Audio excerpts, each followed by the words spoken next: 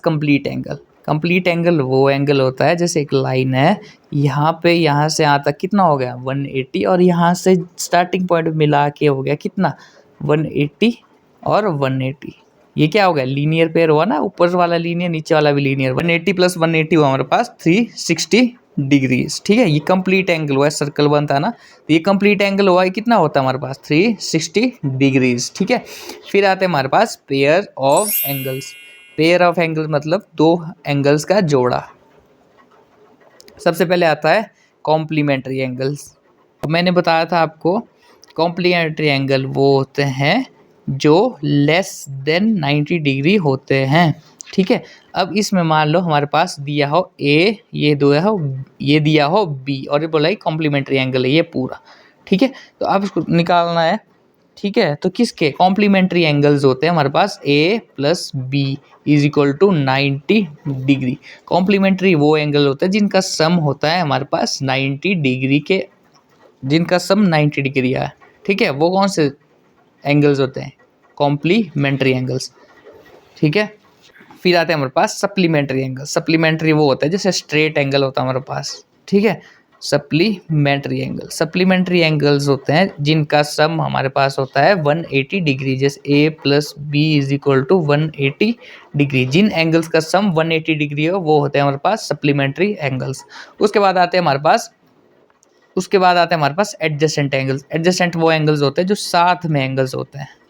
ठीक है, ए जैसे हो गया बी। ठीक है, जिन एंगल्स में सेम वर्टेक्स हो। ठीक है, जैसे ये तीन लाइन है आपस में मिल रही है, इन दोनों का क्या है, सेम वर्टेक्स है, और क्या हो जिनकी कॉमन रे हो, वो क्या कहलाते हैं, adjacent angles.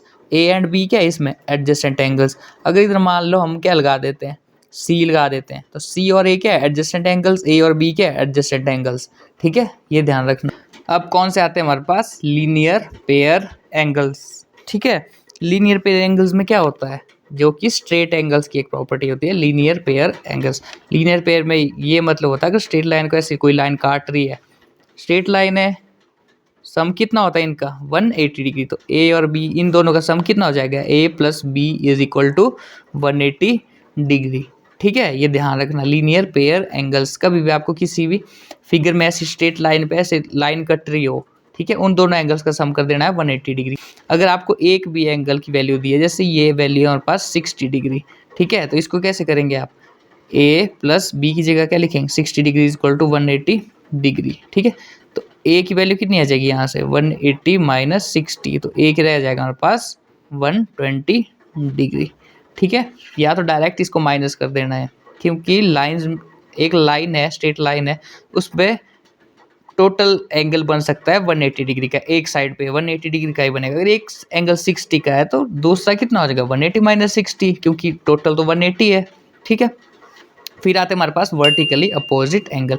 Vertically opposite angle है जब भी कोई जैसे क्रॉस बनता है, कहीं पे भी ऐसा क्रॉस बनता है, तो ये वाला एंगल किसके इक्वल होता है, ये वाले के, और ये वाला होता है इसके इक्वल। जैसे ए बी सी डी है, ठीक है, तो ए किसके इक्वल हो जाएगा, बी के इक्वल, और सी किसके इक्वल हो जाएगा, डी के इक्वल।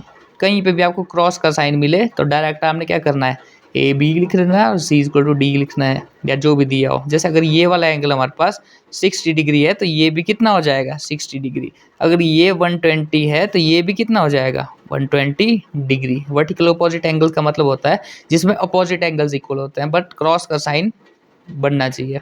ठीक है, ये होते हैं वर्टिकली अपोजिट एंगल।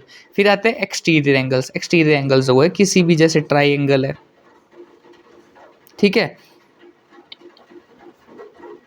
कोई ऐसे में ट्रायंगल बनाया हुआ है, ठीक है, जो इसके बाहर वाली साइड के एंगल्स होंगे, ठीक है, ए बी सी, ये जो इसके बाहर वाली साइड के एंगल है ये क्या होंगे एक्सटीरियर, क्योंकि ये कैसे हैं, बाहर है।